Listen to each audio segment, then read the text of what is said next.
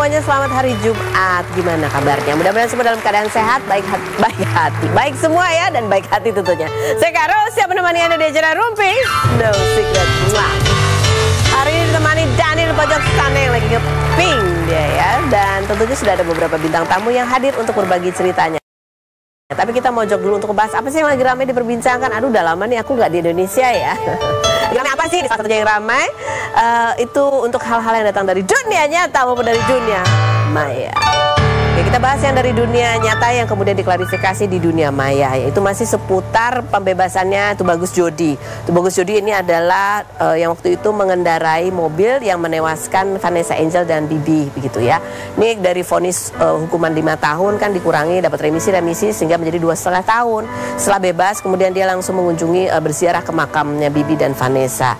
Nah, sebenarnya kan ini sudah hal yang ya dari itikat baik, tapi ternyata untuk keluarga ini masih menyakitkan karena kok ternyata cuma 2,5 tahun gitu ya.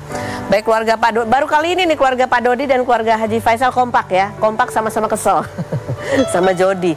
Tapi ya bisa dimaklumi lah. Kalau dari Pak Haji Faisal sendiri mengaku sudah memaafkan, tapi kalau untuk ketemu kayaknya masih berat gitu untuk mereka ya.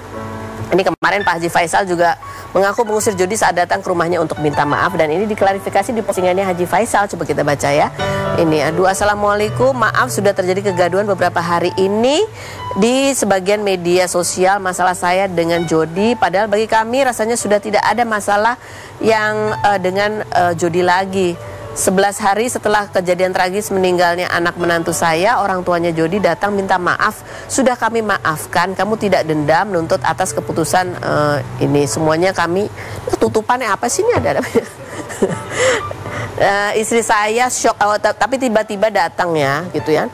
Istri saya shock tapi sempat mempersilahkan dia duduk. Kemudian istri saya masuk ke rumah bangunin saya dari tidur. Setelah saya bertemu dia minta maaf. Saya jawab, ya sudah kamu pergi aja, jalankan aja hidup kamu. Kamu lihat itu, istri saya shock melihat kedatangan kamu. Saya tidak ganggu kamu dan jangan kamu ganggu saya dan anak saya. Dan akhirnya dia pergi. Maaf kalau ada yang apa tuh? Jadi ada yang kurang berkenan dengan sikap kami ini. Kami juga luput dari khilaf dan salah. Masya Allah ya Pak Haji Faisal ya. Tapi ini bisa dimaklumi sih, karena kalau kita wawancara, ngobrol, lihat video aja itu kan masih juga memicu kesedihan, trauma kehilangan itu, karena kan kehilangannya mendadak. Apalagi kalau mereka ini melihat wajah Jodi gitu, pasti kan kembali lagi tuh kesedihan dan ya kemarahan juga mungkin masih ada di situ walaupun sudah memaafkan. Jadi bisa dipahami lah ya. Dan salah satu juga yang menjadi sorotan publik itu adalah ketika Jodi juga posting ziarah di makam Bibi dan Vanessa. Ya, dia posting sih. Kenapa juga dia posting ya sih? Kalau mau berziarah aja mungkin ya. Dia posting, kemudian ini juga banyak menuai komentar dan banyak juga komentar-komentar dari Fuji yang kayaknya dia masih kesel juga Fuji ini ya. Ini salah satunya, Jod cuma mau bilang sabar. Ini ada yang menguatkan Jodi, terus kemudian dikomentari oleh Fuji juga. Cuma bilang sabar dan kuat ya, maut nggak ada yang tahu. Seandainya kemarin kamu tidak terselamatkan, kamu pasti bakal dikasihani juga. Tapi Allah berkehendak lain, kamu diberikan keselamatan. Nggak apa-apa banyak yang hujat ya, Allah memang kasih kesempatan kamu hidup. Orang lain nggak bisa atur itu, semangat gitu. Itu dibalas oleh Fuji. Seenggaknya kalau ngantuk bilang, bukan lalai gitu. Yang berikutnya ada lagi.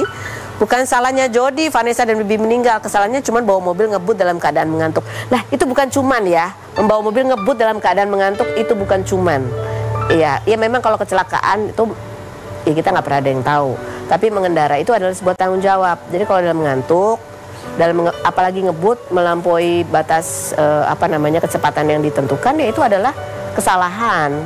Ya apalagi kalau dalam keadaan lain-lain yang sebetulnya tidak dianjurkan untuk mengendarai. Jadi ya memang itu namanya kecelakaan. Tapi kalau namanya bertanggung jawab, tapi kan Jodi memang sudah dihukum ya 2,5 tahun ya. Dan ini juga, Jodi juga akan nggak pernah mau kecelakaan terjadi. Saya juga percaya perasaan sesal pasti selalu menghantui Jodi. Dijawab oleh Fuji, ngantuk tapi 30 menit sebelum kejadian dia sempat WA aku, ngantuk atau main HP. Itu juga nggak boleh ya, main HP pada saat mengendarai kendaraan. Baik mobil maupun motor. Itu sekarang juga banyak tuh kelihatannya orang naik motor tuh sambil ngecek handphone. Berhenti dulu kenapa sih? Ya, itu ya, atau apalagi ngerokok terus sambil jalan ngerokok, ini asapnya apa sih gitu. Ini buat pelajaran buat semua. Namanya mengendarai kendaraan itu adalah sebuah tanggung jawab buat diri sendiri dan juga buat orang lain. Gitu ya. Berikutnya, ada lagi. Udah bebas, nggak terasa kok cepet ya. Enak ya, cuma 2,5 tahun, tapi galak kehilangan orang tuanya seumur hidup. Ini Fuji di sini masih kesel banget ya. Yang berikutnya lagi komentarnya. Guys, maksud Jody baik mau silaturahmi dan minta maaf ke keluarga Pak Haji dengan mengunjunginya. Tapi Oma dan Opa kaget, wajar juga karena mungkin masih ada trauma. Ya betul sekali. Mungkin maksud Pak Haji udah memaafkan Jody, tapi kalau untuk bertemu lagi mungkin jadi mengingatkan akan peristiwa lalu. Jadinya Pak Haji minta untuk lanjutkan masing-masing aja gitu maksudnya. Komentar netizen coba kita baca ya. Yang tentang kemarahannya Fuji ya. Opa udah bersikap bijaksana, itu wajar kalau Oma ada trauma dan Opa minta Jody pergi aja karena situasi tidak memungkinkan. Yang berikutnya, wajar aja sih namanya juga trauma, orang bakalan bilang lebay lah apalah karena mereka nggak ngalamin. Yang berikutnya ada lagi komentarnya, Fuji, tanpa musibah ini banyak orang yang tidak kenal dengan kamu, orang minta maaf secara baik-baik kok kamu masih salahkan. Udahlah netizen ya, nggak usah saling menyalahkan ya. Kalau emang orang kalau Fuji masih marah itu masih wajar sih kalau menurut aku ya. Kalau dia mendapatkan apa istilahnya orang banyak mengenal dia, kemudian rezekinya jadi bagus, itu juga sudah diatur sama Allah gitu ya. Kalau orang trauma lihat Jody juga itu hal yang wajar. Kalau Jody mau bersiara itu ada hal yang baik yang dilakukan gitu. Tapi ketika dia posting dan menuai banyak komentar ataupun dia menerima komentar secara terbuka dari Fuji, itu adalah resiko juga gitu ya menurut aku ya. Kita lihat dulu profilnya Elma Tiana berikut ini. Kita mau tanya kabar mamanya seperti apa dan benarkah nih Elma Tiana sebentar lagi mau mantu ya, tapi benarkah dia cuma dapat jatah 20 undangan aja? Apakah aku termasuk bagian dari yang diundang? Kita lihat dulu profil Elma Tiana berikut ini. Elma Tiana, artis kelahiran 1974 ini merupakan putri dari artis senior Wati Siregar yang mengidap kanker payudara dan sudah operasi pada 2014. Namun 7 tahun kemudian kankernya muncul kembali hingga menjalar ke paru-paru disertai sakit komplikasi lainnya seperti pengapuran dan nyeri sendi akut. 18 September kemarin, Elma memposting kondisi mamanya yang terbaring di rumah sakit dan memohon doa agar diberi kesembuhan. Elma yang pernah menikah dengan Fahri Indarto Damono dan dikaruniai seorang putri bernama Adinda Thalia atau Isya ini menikah lagi dengan Julianda Barus pada 2004. 4 September kemarin, putrinya resmi dilamar kekasihnya dengan adat Tionghoa setelah berpacaran sekitar 2 tahun dan rencananya akan melangsungkan pernikahan secara intimate Oktober mendatang. Seperti apa kondisi terkini Wati Siregar? Dan bagaimana Elma Tiana membagi fokus untuk merawat mamahnya sekaligus mempersiapkan pernikahan putrinya? Saksikan kisah selengkapnya hanya di Rumpi No Secret. Baik, kita sudah bersama dengan Elma Tiana. Kita mau nanya pertama kabar Mama Wati Siregar ya. Kemarin kan kalau kita lihat di postingannya Sony masuk ICU gitu ya. Jadi masuk ICU-nya udah 2 kali ini. Tadi malam tuh udah drop, udah hilang kesadaran gitu. Jadi akhirnya semua dipanggilin keluarga gitu kan, termasuk Sony juga semua sampai jam 12, sampai Sony juga akhirnya drop juga gitu kan. Oh, tadi malam ya? Iya, aku bilang udah Sony mendingan istirahat aja karena kan dia juga kan nggak boleh capek-capek gitu kan. Yaudah akhirnya adikku yang menjaga karena terakhir itu memang dia udah nggak bisa minum, udah nggak bisa makan dari mulut, jadi dari selang kan gitu. Emang akhirnya supaya dia lebih nyaman, dia dioperasi untuk bisa makan dari langsung masuk ke pencernaan. Langsung dari pencernaan. Nah, setelah selesai habis dioperasi 1 hari kemudian dia langsung drop gitu. Akhirnya dia sampai sekarang masuk ICU lagi. Jadi tadi malam nih baru masuk ICU ya. Keluarga udah dipanggilin semua. Udah dipanggil semuanya. Kita udah ibarat kata ya udah ikhlas lah ya, insya Allah gitu. Mudah-mudahan yang terbaik untuk Oma. Terus kita bisikin, kita zikirin, kita bantu Mama, kita juga ngaji gitu. Alhamdulillah kemudian dia naik lagi gitu. Terakhir aku lihat udah mulai sadar gitu. Memang semangat Mama itu luar biasa ya, luar biasa ya. Gitu. Aku bilang Ma ini kumpul semua di sini, ada anak-anak, ada cucu, ada semua. Kalau misalnya Mama kuat gitu ya, ayo Mama bertahan gitu. Misalnya Mama udah nggak sanggup lagi, kita semua udah ikhlas gitu ya. Mama tadi terakhir lihat kan udah bagus, udah mulai naik lagi ininya, tanda-tanda vitalnya gitu ya. Tapi udah sadar, udah bisa berkomunikasi atau seperti apa? Udah pas tadi malam kita Sony bisikin, aku bisikin, dia tiba-tiba buka mata gitu. Tapi Dena ini siapa gitu, ini siapa gitu. Ya masih itulah. Akhirnya kita lihat udah Mama istirahat aja ya, besok bangun lagi ya Ma. Ya Sony masih ini juga lah. Terus tadi saya dikabarin dari rumah sakit udah mulai berinteraksi lah gitu. Cuma memang sekarang ini infeksinya sudah menyebar ke paru gitu. Terus ditambah lagi mungkin karena terlalu lama di rumah sakit, jadi mungkin terinfeksi dengan ini rumah sakit gitu ya. Jadi mungkin kedepannya mama akan diisolasi, nggak boleh lagi banyak orang yang datang ngejenguk, takut tertular gitu karena tadi ada infeksi di paru-parunya juga. Karena kondisinya juga kan lemah sekali ya. Nah Sony sendiri gimana? Apa sempat drop itu? Iya, Sony mah udah nangis-nangis juga kan gitu. Aku kan juga mikirin maksudnya udahlah kita aja di rumah sakit karena Sony kan jangan sampai begadang gitu kan. Iya. Nah dia maksain datang gitu kan. Aku juga lihat dia udah kelelahan gitu. Aku suruh pulang aja mendingan Sony pulang gitu supaya kamu juga nggak terlalu lelah gitu. Jadi ya dari malam tinggal aku sama adikku gitu yang jagain mama ya. Menjagain. Coba kita lihat ini seperti apa sih kompilasinya kondisinya Mama Wati. Berikut ini kita lihat. Itu suka Masya Allah. suka ngelawak emang gitu. Tadi malamnya di ICU. Mama pokoknya 100 tahun loh Mama. Suka bercandain Mama. Mama juga dalam keadaan Mama juga terhibur gitu. Soalnya sebenarnya sedih dia itu, sedih banget dia itu.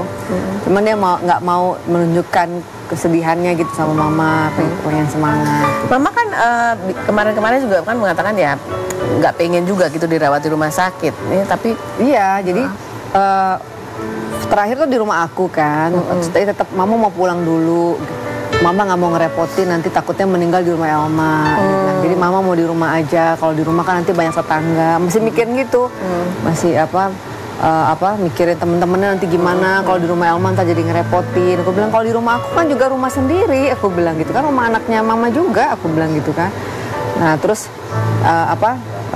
tadi malam pokoknya kalau abis ini Mama sehat, Mama di rumah Elma aja ya. Pulangnya ke rumah Elma ya gitu.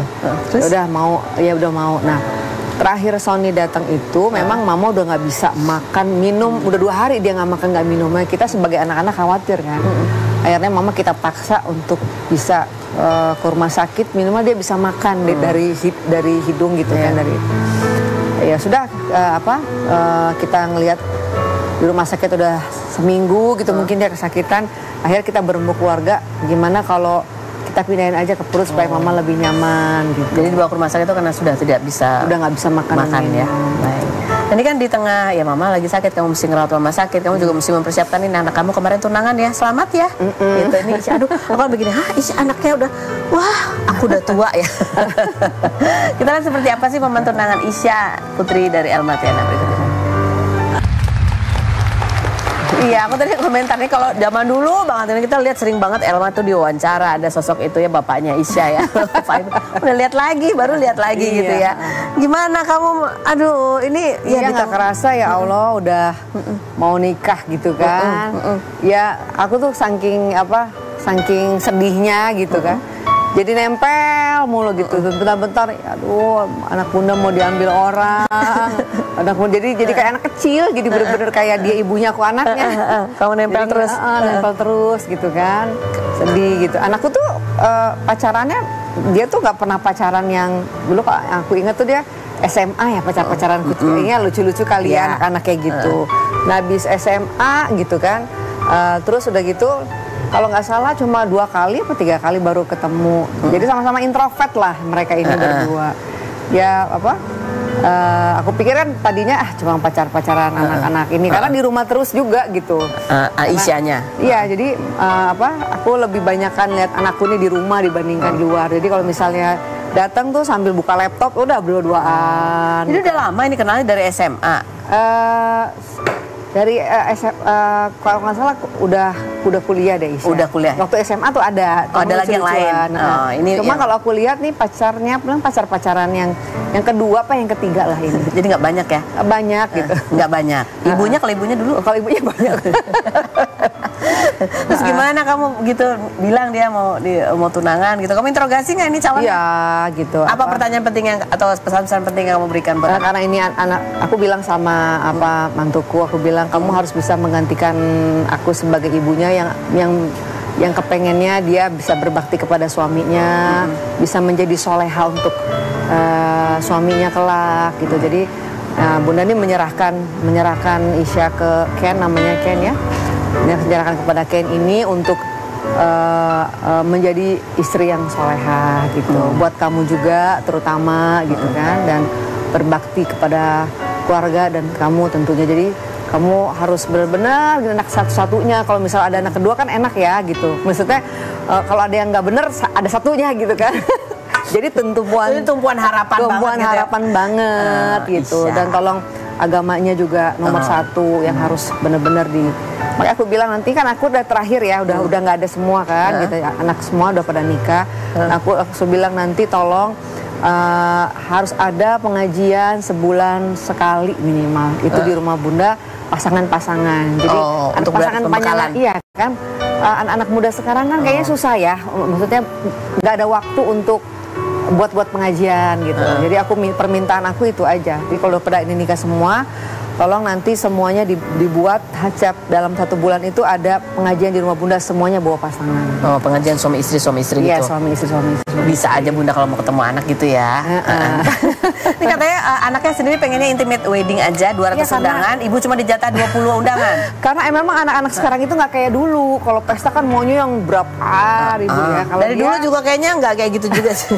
Orang tuanya biasanya yang mau banyak ya. Jadi dia ini kepengen memang intimate gitu. Apalagi anak aku tuh nggak suka dengan apa namanya keramaian. Apalagi media-media itu anak aku tuh nggak kayak begini aja dia dibully, nggak sempat dibully kan. Bully kenapa? Iya, maksudnya ya, di komentar yang apalah dia itu nggak kuat yang apa banyak komentar-komentar yang nggak apa, makanya dia tuh sempat juga sih, maksudnya please dong kalau acara-acara ini nggak usah di posting gitu, jadi nggak boleh satupun ada media gitu, karena memang dia introvert banget gitu anakku itu. Nih ya, ibunya public figure banget gitu, anaknya introvert sekali. Iya, jadi kalau misalnya di Instagram aku tag dia aja dia nggak mau. Oh, oke. Jadi gimana Ibu? 20 undangan ini Ibu, sementara Ibu udah adalah naik 100. udah WO. Ibunya WO, temannya banyak banget, terus dikasih 20. Bisa naik jadi 100, cukup ya, dong 100. Aku bikin sendiri. Maksudnya bikin sendiri itu gimana? Aku bikin acara sendiri. Ya, aku bikin acara sendiri, itu juga 100.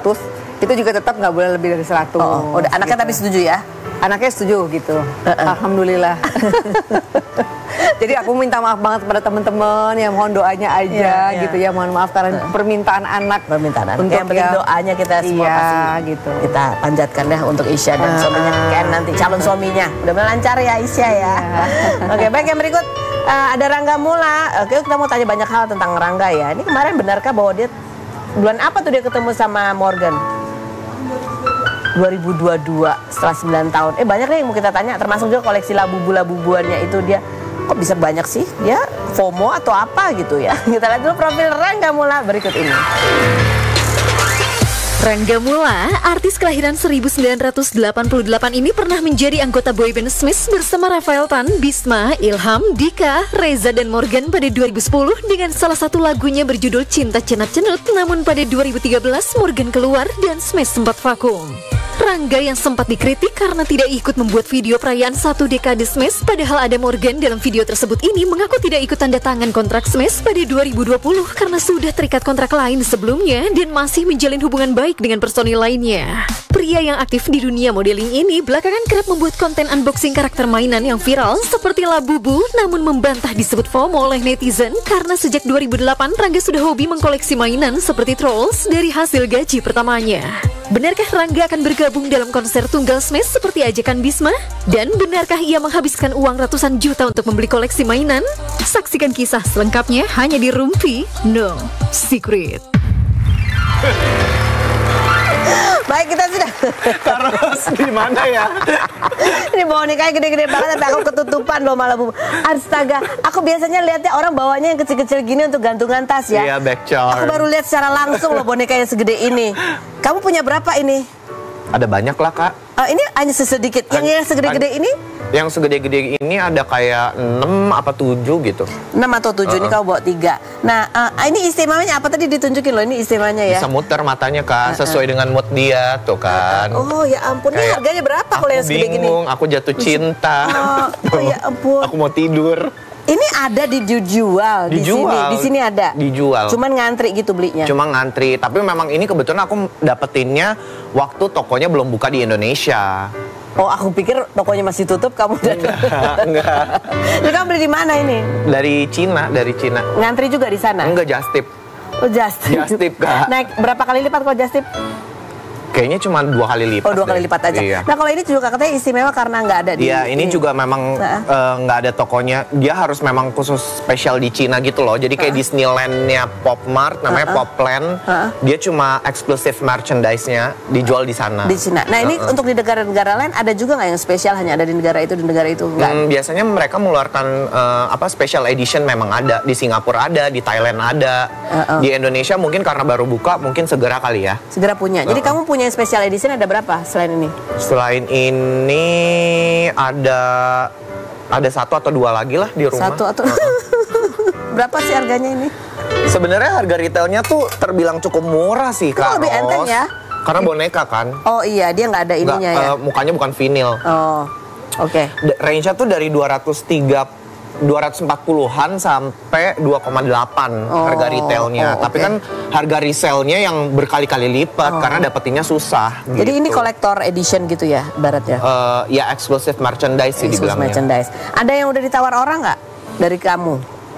Ada sih temenku pada kayak Ini Labubu juga? kayak jual ke gua aja dong gitu.